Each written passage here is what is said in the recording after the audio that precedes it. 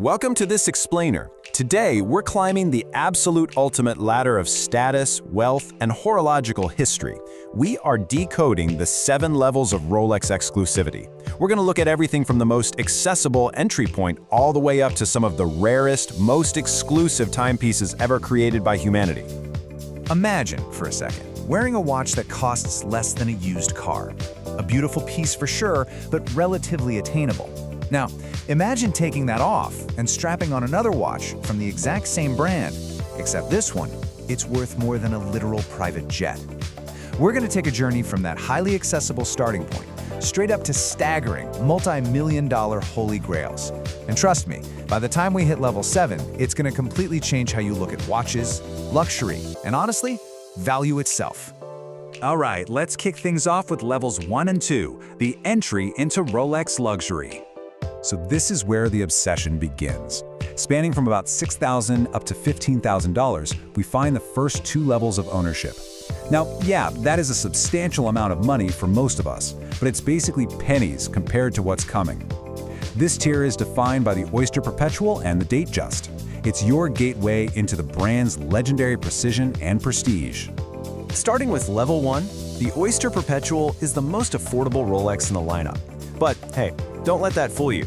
You won't find any diamonds, no solid gold, no flashy complications here. It's just a clean, timeless design that proves luxury absolutely doesn't need to be loud. It's the ultimate quiet flex. Then we step up to level 2, the Datejust. This is an everyday elegant icon. When it dropped, it completely revolutionized the watch industry by introducing an automatically changing date display. But honestly, more than the tech, putting this watch on signaled to the whole world that you had truly made it. It became the global uniform of success for business leaders and entrepreneurs for decades. For a lot of folks, this is their very first Rolex, and once they buy one, they rarely stop there. Moving right along to level 3, built for extreme adventure, the Explorer. Now we're leaving the safe confines of the boardroom far behind. At $18,000, we reach level 3, the Rolex Explorer 2.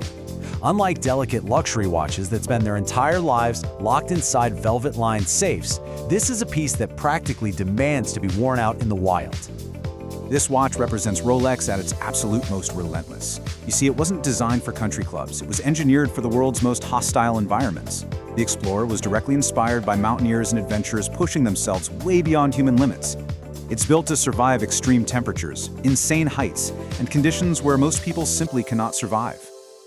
Collectors are so passionately drawn to this piece because it represents adventure, exploration, and just that pure, raw desire to go further than everyone else. Next up, level 4, the ultimate dive watch, the legendary Submariner. So from the freezing peaks, we plunge straight into the crushing depths. Pushing past $25,000 brings us to level 4. Behold, the undeniable king of dive watches, the Rolex Submariner. If you just picture a luxury watch in your head right now, there is a very good chance it looks exactly like the Submariner. It's the archetypal luxury watch. It's a design copied by countless brands for decades, but never truly matched. Whether you're a professional deep-sea diver, a high-end collector, or honestly just someone who appreciates flawless industrial design, the Submariner is universally respected. For so many people, this watch represents the ultimate Rolex experience. But here's the crucial point. While the Submariner might feel like the absolute peak of watch collecting for most of us, we are actually only halfway through our list. We are literally just getting started. And the financial stakes, they are about to skyrocket in a major way. Which brings us to level 5, the collector's racing trophy, the Daytona. Leaving the ocean behind, we enter the adrenaline-fueled, intensely competitive world of motorsports. At up to $60,000 and well beyond, we meet the Rolex Daytona. This watch wasn't built for diving. It was explicitly built for blistering speed, appropriately named after the famous Daytona racetrack. Now, this is where we encounter the totally wild economics of artificial scarcity. The desirability of this watch is so intense that waiting lists at authorized dealers literally stretch for years. Because of this massive demand, desperate buyers are routinely driven to the gray market, where they will gladly pay double or even triple the standard retail price just to secure one. At level 5, this isn't even just a watch anymore, it's a collector's trophy. All right, level 6. Welcome to billionaire territory, the day date. We are now leaving mere millionaires behind and entering the domain of world leaders and ultra-powerful executives. Soaring to an astonishing $500,000, Level 6 introduces the Day-Date Platinum and Gem Set models. This is where Rolex brings out the absolute heaviest, most precious metals, like solid platinum, alongside meticulously set, incredibly rare gemstones. The Day-Date is often referred to as the President's Watch because, well, it's been the timepiece of choice for influential figures and global leaders for generations.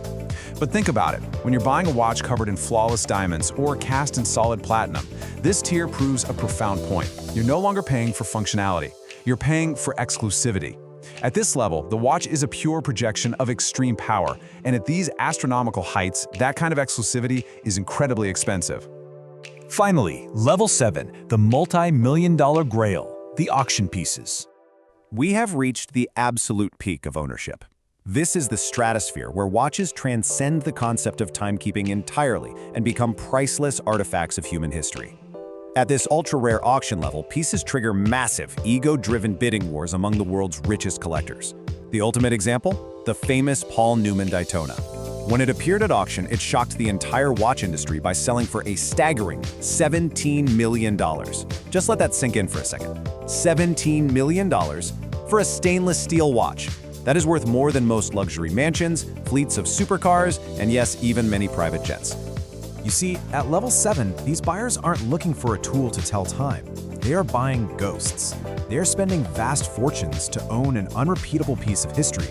They are buying extreme, one-of-a-kind rarity that may literally never surface on the open market ever again. So looking back at this incredible ladder, we've climbed an absolute mountain of wealth today. We journeyed all the way from relatively affordable everyday luxury staples around the $6,000 mark, pushed through the intense realms of extreme adventure and high-speed racing, and ultimately ascended to the most elusive, multi-million-dollar auction holy grails on the planet. So, I've got to ask, which level would you choose? Would you go for the undeniable classic Submariner, the legendary high-speed Daytona, or would you hold out for an ultra-rare piece of history at auction? Drop your answer in the comments below. But remember this, ultimately, a $6,000 Rolex and a $17 million Rolex both tell the exact same time. The only difference is the story you want to tell the world about yourself.